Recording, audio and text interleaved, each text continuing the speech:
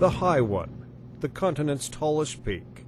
It draws hundreds of climbers every year to Talkeetna.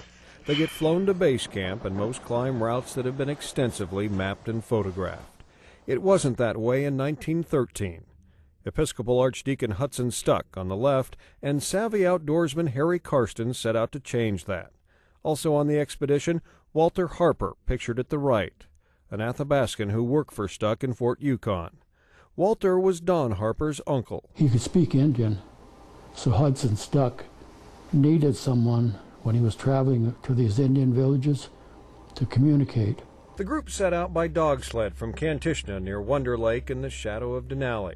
While Walter Harper was experienced on a dog sled and working in cold conditions, when he approached Denali, it would be his first climbing experience. To my knowledge, I don't think he had any. I don't think he ever climbed anything. The expedition made its way up the Muldrow Glacier, encountering difficult conditions on the steep ridge now known as Karsten's Ridge. Darrell Miller is the South District Ranger for Denali National Park, with 6 McKinley summits under his belt. It took him approximately 6 days just to do the load carrying and chop steps. Walter Harper and Harry Karsten's chopped all the steps. The group's tent burned and they had to sew a new one, but they kept moving up. And the night before summit day, 3 of the 4 got sick. Next day, Tatum, Karsten's, and Stuck were all sick. This was on June 7th, summit day. So Harper assumed the lead, and he marched all the way from there, from 17.5 to the summit, and led everybody. A man who had never before climbed a mountain is the first to the top. Don Harper reads about his uncle in Hudson Stuck's book, The Ascent of Denali. With keen excitement, we pushed on. Walter, who had been in the lead all day, was the first to scramble up. A native Alaskan, he is the first human being to set foot upon the top of Alaska's great mountain. The 4 men spent an hour and a half on the summit. When they left, it would be 19 years before someone else would set foot on the summit. Archdeacon Stuck had some climbing experience. Nobody else had any.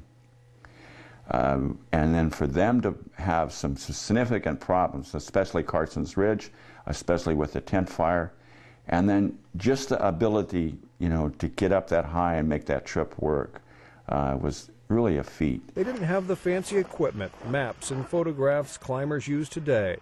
Their expedition took 3 months, making it to the top on sheer will, good planning, and cold weather smarts. It wasn't a sport to them, it was the way of life.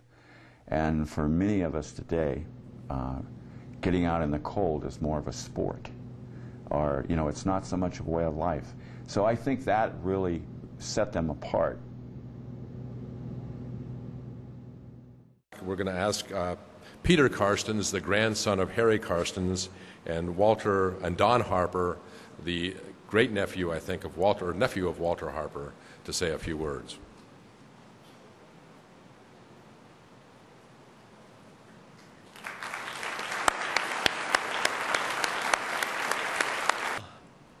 This is all brand new stuff to me. I'm usually the type of person that sits in the back and hope that I don't get recognized. So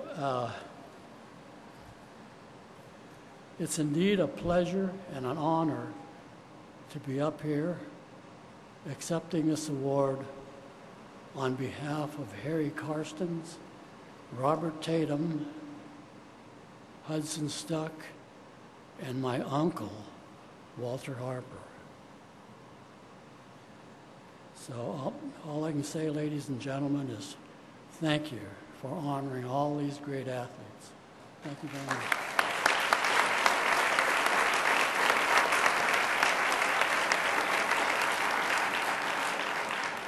Thank you very much for inviting us up here to participate in this. We're what comes later in these type of things. If you could imagine going back to maybe about 1930, or if we could bring the 4 guys and have them sitting right here with all their friends, that would be kind of a hoot, wouldn't it? We, in our family, have been just very, very proud of this very private legacy that, that the 4 of them, in particular, Harry Karstens, left us. And whether it's with my father telling us stories, or when we were much younger, especially my older siblings, my grandfather telling us stories, looking at the diaries and the pictures, we learned a lot of their values and the things that they treasured. Just a few years back, I brought my 3 kids on a pilgrimage, and indeed, that's what it was.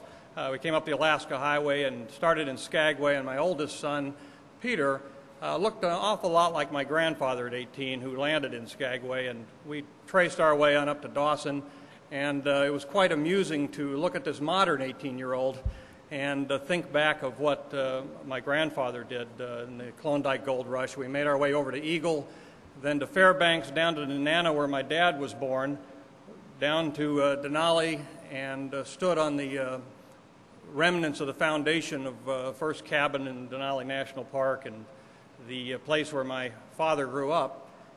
And when we did that, I talked with my kids, of course, about the history, but again, we talked about the values, and this is what I want to tie it into what we're doing here tonight. Because in 50 years or 75 years, when people are remembering what you guys did, they'll be in our place. And personally, I think of a couple of particular values that I wanted to pass on to my children, which is number one, the great love of the land that my grandfather had, and in particular, the respect for the native people that were here in terms of this land here.